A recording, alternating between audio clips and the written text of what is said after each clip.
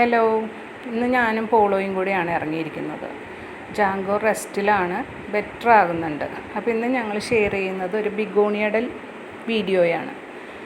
Begonia plants നമ്മുടെ വീട്ടിലുണ്ടെങ്കിൽ നമുക്ക് ഹാപ്പിനെസ്സും ഫോർച്യൂണും പിന്നെ ഗുഡ് ലക്ക് എല്ലാം ഒപ്പം ഉണ്ടാകുമെന്നാണ് പറയാറ്.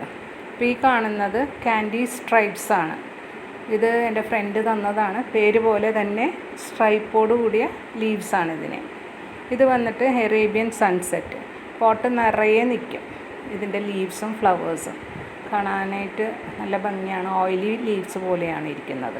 ഇത് വന്നിട്ട് സ്പ്രിംഗ് പ്ലസ് വൈറ്റ് ആണ്. വാക്സ് ബിഗോണിയാണ്. ഇതിൻ്റെ തന്നെയാണ് നെക്സ്റ്റ് വൺ വന്നിട്ട് സ്പ്രിംഗ് പ്ലസ് പിങ്ക്. അതിന് പിങ്ക് ഫ്ലവേഴ്സാണ്. ഇത് വന്നിട്ട് മാർട്ടിൻസ് മിസ്റ്ററി. ഇത് നമുക്ക് ഹാങ്ങിങ് പ്ലാന്റായിട്ടും യൂസ് ചെയ്യുക. കോമൺ ബിഗോണിയാണിത്, പക്ഷെ കാണാൻ നല്ല ഭംഗിയാണ്. വെൽവെറ്റ് പോലെയാണ് ഇരിക്കുന്നത്. അടുത്തത് പിങ്ക് ഏഞ്ചൽ വിങ്സ് ആണ്. പേര് പോലെ തന്നെ ഏഞ്ചലിൻ്റെ മാലാവയുടെ ചിറക് പോലെ തന്നെയാണ് അതിൻ്റെ ലീവ്സ് ഇരിക്കുന്നത്. അതിൽ ചെറിയ ഡോട്ട്സ് ഉണ്ട്. ഇത് വന്ന് ഡോൺ മില്ലർ. ഇത് പെയിൻറ് ചെയ്ത ലീവ്സ് പോലെയാണ് ഇരിക്കുന്നത്. സണ്ണിൽ വെച്ചാൽ കുറച്ചും കൂടെ പിങ്ക് ആവും. ഇത് വന്നിട്ട് സ്പൈഡർ വെബാണ്. ഇതും എൻ്റെ ഫ്രണ്ട് തന്നതാണ്.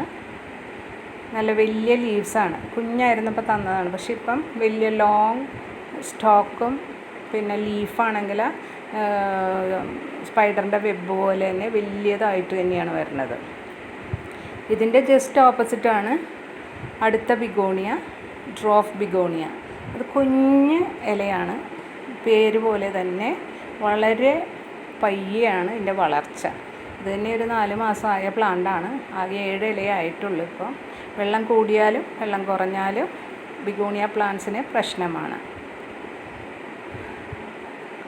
അടുത്തത് സ്പെക്യുലേറ്റർ. അത് കോമൺ പ്ലാന്റാണ്, എന്നാലും ചട്ടി നിറയെ നിൽക്കുന്നത് കാണാനായിട്ട് നല്ല ഭംഗിയാണ്. ഇത് റെക്സ് ബിഗോണിയാണ്. റെക്സ് ബിഗോണിയ എന്ന് പറഞ്ഞാൽ റൈസോമിൽ നിന്ന് ഓൾട്ടർനേറ്റീവ് ലീവ്സായിട്ട് വരുന്നതാണ്. ഈ റൈസോമിൽ കാണാം ഓൾട്ടർനേറ്റീവായിട്ട് ലീവ്സ് ഇരിക്കുന്നത്. നിറയെ വന്നു കഴിഞ്ഞാൽ നല്ല ഭംഗിയാണ്. ആർട്ടിഫിഷ്യൽ പ്ലാന്റ് പോലെ തോന്നും. കൂടുതൽ വെള്ളമൊഴിച്ചാലും വെള്ളം കുറഞ്ഞു പോയാലും ബിഗോണിയ പ്ലാന്റ്സ് ചീഞ്ഞു പോകും, ഇല്ലെങ്കിൽ അത് തളർന്നു പോകും. അടുത്തത് വന്ന് എക്വാമറൈൻ. ഇത് ഒരു ലീഫാണ് ഞാൻ നട്ടത്. ഇപ്പോൾ അത് 5 ലീവ്സ് ആയിട്ടുണ്ട്.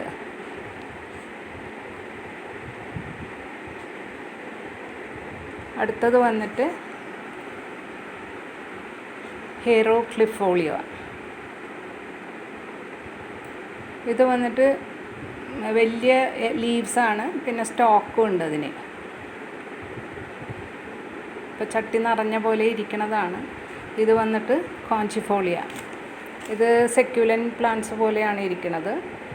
ചെറിയ ഫ്ലവേഴ്സ് ഉണ്ട്. അപ്പോൾ ഇതാണ് എൻ്റെ ബിഗോണിയ കളക്ഷൻസ്.